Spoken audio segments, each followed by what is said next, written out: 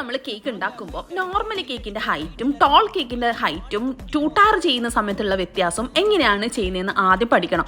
അതായത് നമ്മൾ toll cake ആണെന്നുണ്ടെങ്കിൽ നമ്മൾ 2 ടിന്നിലായിട്ട് 2 7 അല്ലെങ്കിൽ 2 6 അല്ലെങ്കിൽ 2 8 അങ്ങനെ, അല്ലെങ്കിൽ നോർമലി ആണെന്നുണ്ടെങ്കിൽ നമ്മൾ ഒറ്റ ടിന്നായിട്ടാണ് യൂസ് ചെയ്യുക. അപ്പോൾ ടോൾ കേക്ക് ആകുമ്പോൾ എപ്പോഴും നമുക്ക് 2 ടിന്നിൻ്റെ ആവശ്യം വരും. ഇനി അതിനേക്കാളും ടോൾ ആണെന്നുണ്ടെങ്കിൽ 3 ടിന്ന് വരെ യൂസ് ചെയ്യേണ്ടി വരും, ഒരേ അളവിലുള്ള 3 ടിന്ന്.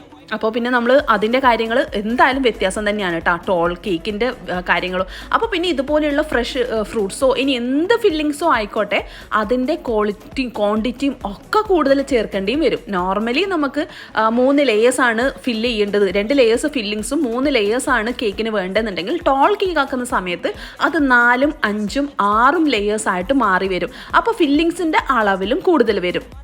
നോർമൽ കേക്കും ടോൾ കേക്കും ടൂട്ടാർ കേക്കും തമ്മിലുള്ള ഡിഫറൻസ് മനസ്സിലായി.